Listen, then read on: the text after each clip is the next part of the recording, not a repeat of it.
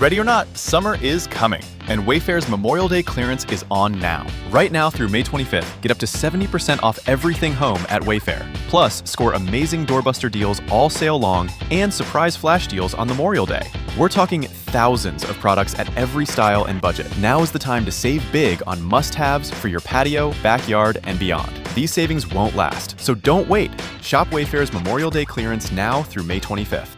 Wayfair, every style, every home. API arbitrage using OpenAI and Anthropic's APIs is making lots of people $15,000 a month right now. And 5 of these AI side hustles, from things like voice cloning with 11 Labs, they violate the terms of service from the very platforms that are powering these side hustles. Not because they're actually illegal, but because once you see how much money moves through these gray zones, you'll never be able to unsee it. Let's be specific here. The top earners in the AI monetization space aren't the ones building chatbots out there. No. They're not the ones creating ethical frameworks or even the ones waiting for permission for platforms that change their terms of service every quarter. They're the ones operating in the spaces between the rules, where the money pools, where platforms haven't quite caught up yet, and where your 9-to-5 paycheck starts to look like a warm-up lap. Unlike the videos that say, make money with ChatGPT, the 5 methods I'm about to cover, starting with API arbitrage, are the ones that nobody wants to name out loud. But by the end of this, you'll understand why major creators delete videos about this very topic,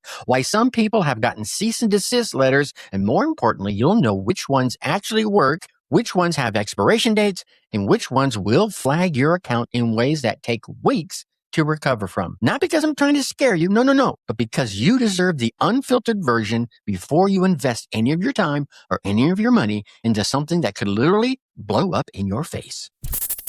The Dark Horse Entrepreneur Podcast. What is up? What the hell is up, my Dark Horse friends and family? Welcome back to another episode of the Dark Horse Entrepreneur AI Escape Plan, where we break free from the grind, share some AI-powered tips and side hustle strategies, and support my amazing parents out there chasing freedom like modern-day trailblazers. And if you know someone with dreams of ditching the grind, but still makes time for those little lovely chillins out there, bedtime stories, snacks, whatever, go ahead and forward this episode to them. Now, let's get stuck right in here because I got a little bit to cover and I want to make sure I get it all to you. And I want to start with the one that's making the most money right now, but it also has the shortest runway. And the first one is what I call the API arbitrage play. And here's how it actually works. You take an API from OpenAI or Claude or Gemini, GPT-4, GPT-4o, whatever it is, specifically being resold. Right? Something that costs you from $0 to 1 cent per 1,000 tokens to run, right? Low cost. And then you resell access to it through your own interface. Maybe you use a Discord bot or you create your own platform and you end up charging users 10 to 15 bucks per month for unlimited access, he says with air quotes. The spread here is insane. Someone pays you, let's say $29. You spend nothing to 50 cents in actual tokens from their usage. What do? You pocket 28 bucks and 50 cents for one person. The catch is not hidden. It's just that no one talks about it out loud. These platforms out there explicitly forbid reselling API access in their terms of service. OpenAI's terms say you can't provide the services to third parties as a service bureau or time-sharing arrangement. Claude's terms are very much similar, but here's where the gray area comes in.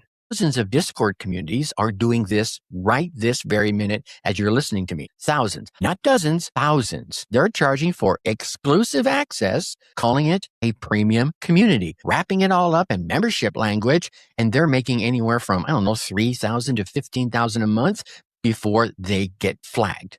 Yeah. And the expiration date here on this one is getting shorter and shorter. OpenAI is starting to actively crack down on this. They're looking for patterns, sudden spikes in token usage patterns that don't match individual behavior, right? Accounts that route traffic through proxies, etc. And when they catch you, they don't bother suing you. They just turn off your API key. No warning, no appeal process worth mentioning. That's it. You're done. And the customers you've built, well, guess what? They are gone overnight. But the people doing it right now, before the walls tighten, they're doing what we're going to call extraction mining. They know that they only have about 3 to 6 months before the enforcement gets tight and maybe even catches up with them. So they're not building sustainable businesses. They're just harvesting revenue. Okay. That brings us to the second one. The second one is a little bit more insidious because it actually looks legitimate. Content generation at scale with attribution loopholes. You build a system that generates articles and social media posts or even video scripts using AI. And you use tools like Midjourney for image assets, Stable Diffusion for open source image generation, or Claude or GPT-4 for text. And then you license this out to content creators and small businesses or even educational platforms. You're not claiming that AI wrote them. Technically, you're providing templates that happen to be almost entirely generated by Claude or GPT-4 with maybe 5 to 10% human touches and adjustments made in the mix. Here's something worth noting. The EU AI Act, Regulation EU 2024/1689, is now enforceable, with Article 50 transparency obligations coming in full effect by August of 2026, August of this year that I'm recording this. It's about 2.5 months away. It actually requires disclosure of when AI generates content for certain regulated sectors, including education. So the legal exposure here is beyond just the United States. The educational niche is where this seems to get the most money. A single well-built AI prompt system that generates, say, study guides can pull in $5,000 to $20,000 per month because schools and tutoring platforms, they're desperate for content. And they just do not have enough human writers out there. So what you're really doing is you're selling efficiency, not deception. And that's the frame. Okay. But here's where the poison gets leaked into this particular business. Most of these educational platforms are explicitly telling their users that their content is human created. And if you know that and you're feeding them generated content anyway, you're now a part of a chain that deceives students and their parents. The platform gets caught, not you. Okay. There's something a little devious about that. But here's the thing. Once one of these platforms gets exposed, you are done. And suddenly there's an investigation. And investigators ask suppliers about content sourcing. Stripe, PayPal, and other payment processors have started quietly rejecting accounts that are tied to educational AI content the moment they flag the deception. It's not because it's illegal, but because it's a liability they don't want to carry on their books. So what happens? Yeah, the money dries up without even an explanation. Okay. So let's move on to number 3. The third one is where things get genuinely unsettling. That's the word I'm going to use. AI voice cloning for commercial use without consent. All right. Some of you are going, well, duh, right? But you've probably seen these TikToks where someone else takes a celebrity's voice, usually a deceased one like James Earl Jones, for example, or even someone that's real and alive like Morgan Freeman. They clone it on a platform like 11 Labs or Descript, and they create a narration service for an audiobook. And they sell it and they put it on Audible and they make $2,000 to $10,000 per title. Yeah, for just one book done. The legal framework here is just starting to solidify, and it's not solidifying in your favor. Tennessee passed the Elvis Act, ELVIS Act, and it's the Ensuring Likeness, Voice, and Image Security Act, which explicitly protects voice as part of a person's protected identity, including AI-generated replicas. California Civil Code 3344 covers the right of publicity for living persons, and California AB 2602 extends that specifically to AI-generated performances. At a federal level, the No Fakes Act is pending, and the Nurture Originals Foster Act and the Keep Entertainment Safe Act, which would create a nationwide right against unauthorized digital replicas. Man, all that was a mouthful to say. On top of that, the C2PA, the Coalition for Content Preservation and Authenticity, is establishing watermarking standards that will make it increasingly difficult to pass off cloned audio as legitimate. So as you can see, the law is catching up faster and faster than most people doing this even realize. Every business has an ambition.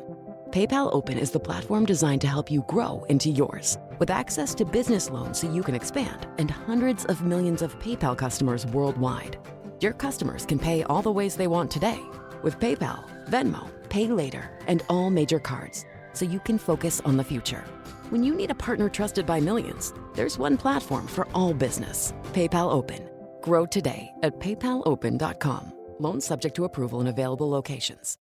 Protect your pet with insurance from Pets Best. Plans start from less than $1 a day. Visit petsbest.com. Pet insurance products offered and administered by Pets Best Insurance Services, LLC, are underwritten by American Pet Insurance Company or Independence American Insurance Company. For terms and conditions, visit www.petsbest.com/policy. Products are underwritten by American Pet Insurance Company, Independence American Insurance Company, or MS Transverse Insurance Company, and administered by Pets Best Insurance Services, LLC. $1 a day premium based on 2024 average new policyholder data for accident and illness plans, pets age 0 to 10. The Dark Horse Entrepreneur Podcast. Right now, at this moment, at the time I'm recording this, there's still no clear federal precedent. The estate of James Earl Jones, for example, would argue it's their intellectual property. A real person like Morgan Freeman would argue that it's his right of publicity under California law. But the patchwork of state laws that are out there are quickly starting to fill in, and the federal legislation is moving forward. This is one where I think most creators go silent because the moral answer is obvious, right? For those of us who have morals. The legal answer is becoming less and less certain by the month. And this shrinking uncertainty is where the money starts leaving. Some people that are doing this right now are making some real money. Others are getting cease and desist letters. The difference isn't always about how well known the person is. Sometimes it's just about whether their legal team is even paying attention to what's going on out there. Sometimes it's about whether they have hired lawyers, and sometimes it's just luck. If you do this right now or thinking of doing it and start it, I want you to understand this is not a gray area. You're in a space where a letter from a lawyer could end everything in one day. And unlike the API arbitrage play, this one doesn't have a warning system. You'll wake up to a cease and desist, and then you'll have to decide whether you want to fight it or just fold up shop and go somewhere else. Okay? Look, if you're a parent out there trying to build something real, something that doesn't put your family at risk, you need strategies that work with the system, not against it. And that's exactly the type of thing we cover in the AI Escape Plan newsletter, practical AI-powered strategies to start, grow, and streamline your side hustles, all designed to protect your family time while still boosting your income. You could call it your roadmap to more money, more freedom, and more of what truly matters. No gray zones, no legal landmines, just proven paths that respect your time and your values. Go ahead and go over to darkhorseinsider.com and get signed up right away. Okay, quick break before we dive into this. I have to share a song I've been listening to lately. It's called Calling All Angels by Mero. It's a really emotional, kind of haunting track, but in a really subtle, beautiful way. It actually came out of a difficult time in their life, and you can feel that throughout the song. It has that feeling of reaching out or searching for something and not really knowing if anyone's listening. The sound is super immersive too, almost cinematic, but still really stripped back, which I love. Mero is just one of those artists where the voice and writing feel really raw and original, and it's cool to see it already getting attention from places like Flaunt, V Magazine, and Grammy.com. If you're into more emotional, low-key music, I think you'll really like this one. I'll link it in the show notes so you can listen. You can stream Calling All Angels by Mero on Spotify, Apple Music, or wherever you listen to music. Okay, now let's get back into our... Okay, so that takes us to number 4. The fourth one has the longest runway, and it's the one that actual sustainable income is coming from. And this one is the AI training, data curation, and quality assurance. And you can do this at scale. Here's what's happening. Companies like Anthropic, Scale AI, and OpenAI, they need human trainers to evaluate, to rank, and to improve AI outputs through a process called RLHF, Reinforcement Learning from Human Feedback. The platforms facilitating this work include Scale AI's contractor network Remote Tasks, as well as Outlier, which runs similar projects for multiple AI labs out there. You can find these gigs out there right now on Upwork and Fiverr or directly through these contractor networks. Okay. They pay, I don't know, $15 to $25 an hour. It sounds like pennies, but here's where it really gets interesting. If you build a system to manage multiple trainers, so what I'm saying is if you go out and recruit a team of 5 to 10 people who are out there doing all this work and you take a cut of their earnings, you're suddenly running an agency, right? And you could make $10,000 to $30,000 per month by just being that middleman. You don't even have to do the work yourself. Your income from this gets reported on a 1099 as a legitimate business arrangement, Schedule C, self-employment income, which is actually one of the cleanest structures from a payment processor's standpoint. The legal and ethical question is minimal here because you're working directly with the companies. They know what's happening. They don't care as long as the work gets done and the trainers are real humans in countries who are actually doing the work. Some countries have labor laws that would complicate this a little bit. But if you're operating in the US and in Europe, you're basically fine. The catch is that this requires real people, real time, and real management. So it's not passive, but it's also not going away. The industry, I think, is going to expand for a few years here until they find some better way to train the AI. I'm not sure when that's going to happen or if. So that brings us to number 5. And the 5th one here, I need to be most careful with the words. So stick with me. Data licensing agreements that border on violation. And here's what I mean by this. You scrape publicly available data. We're talking things like tweets and blog posts and Reddit comments. And then you license this scraped data to AI companies as training data, right? You're technically not breaking any terms of service if the data is publicly available, public facing. But you might be violating copyright laws if the data is copyrighted material, and the DMCA creates real exposure here. That's the Digital Millennium Copyright Act. Its provisions on reproduction apply even to public-facing content when it gets used commercially. Okay? The United States Copyright Office has also signaled that AI training data sourcing is under active review. Here's what this means. It means that the regulatory ceiling here is getting lower. And here's the weird part. Some AI companies will buy this data knowing it's a legal gray area. They do it anyway. They know that if something goes wrong, the supplier is going to take the heat, not them. Now, someone could make $3,000 to $8,000 a month doing this, but they're essentially betting that no one with a legal team is going to trace that data all the way back to them. That's a bet that could easily go sideways. You feel me? Yeah, okay. But here's the floor beneath all this. Every single one of these methods work because of a timing gap. What I mean by that is the technology is moving faster than any of the regulations. And in the enforcement moves even slower than the adoption. And given that gap, money flows to the people who understand that gap even exists in the first place and are willing to use it. Here's what no one is going to tell you. The moment you make enough money from any one of these methods, you become visible. Platforms, they're great at noticing patterns. Payment processors, they're going to flag volume. And let's be honest, the tax authorities, they're going to ask questions. And the thing that made you $15,000 last month could become a liability next month. The sustainability play isn't to pick one of these that I've talked about here. It's to understand which one has the longest runway wherever you are, wherever you live in your region. And then which payment processors are still going to accept them and which ones are the ones that are already in the descent phase. Okay. So let me give you a quick breakdown. The API arbitrage play already descending. Voice cloning, I think that one's uncertain. I believe it's heading down, and the Elvis Act is accelerating that descent. Data curation through remote tasks and outlier, like I mentioned earlier, is ascending. It's going up, and I think it's going to stay that way for at least 2 or 3 years. Data licensing, kind of neutral, but it's getting tighter, with the DMCA enforcement and the Copyright Office scrutiny catching up to it. The real income for the 9-to-5 workers isn't in doing one of these things alone. It's in understanding that each one of them have a lifespan. Some of them, it's a few months, maybe it's a year if you're strategic. And then you move on to the next one.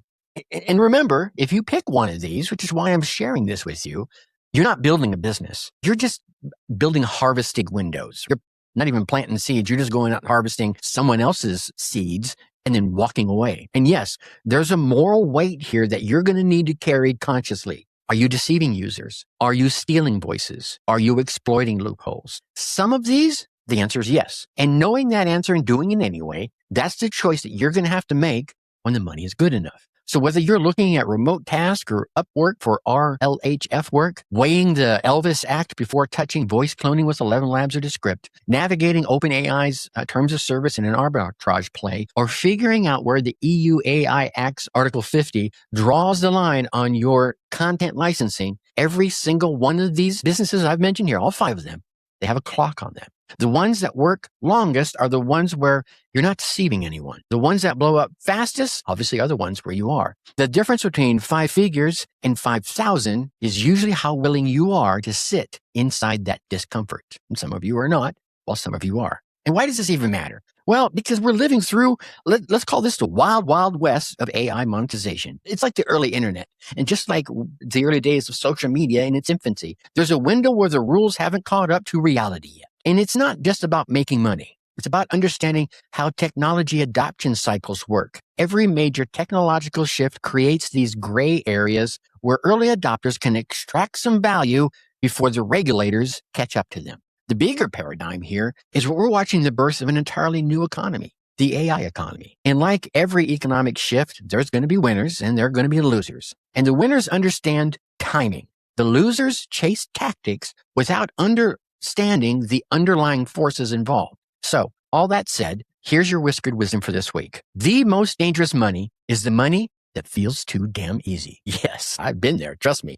When something is making you thousands of dollars a month and you're not sure why or if it's legal, that, my friends, is not a business model. That is a countdown timer. So here's your specific action for this week. Pick one legitimate AI skill and spend the next 30 days getting genuinely good at that skill. Not gray zone good, not loophole good, actually good. Whether it's prompt engineering, whether it's getting AI training data work through legitimate platforms like Remote Task, or maybe it's building AI assistant content systems that you own and that you control. Look, what I'm telling you here is I think the gold mine is real, but the front door is not through some dark back alley. You got to go through the front door, even if you have to pay a fee to get there. And sometimes paying that fee is in time. Look, I'm not here to judge anyone for the choices that they make when they're trying to feed their families. No, I've made some questionable choices over the course of my years as well. But I am here to make sure you understand what those choices are really going to cost you. The sustainable path to AI income isn't in those gray zones. It's in understanding the technology well enough to build something that doesn't require you to keep looking over your shoulder or jump every time a blue light flashes in your rearview mirror. Guard your time, grow your freedom, and remember, the best side hustles are the ones that you sleep at night. Think successfully and take action. Hey, my Dark Horse entrepreneurs, thanks for investing your precious time with us today. I know that between soccer practice and bedtime stories, every single minute counts. And that's exactly why I created the Dark Horse Insider, your weekly dose of digital marketing strategies, all designed specifically for my busy entrepreneurs, especially my busy parent entrepreneurs. If you're ready to turn those small pockets of time into profitable momentum, head on over to darkhorseinsider.com. darkhorseinsider.com and join our free newsletter, because we Dark Horses do not just run the race, we change how the race is won. Until next time, think successfully and take action. darkhorseinsider.com.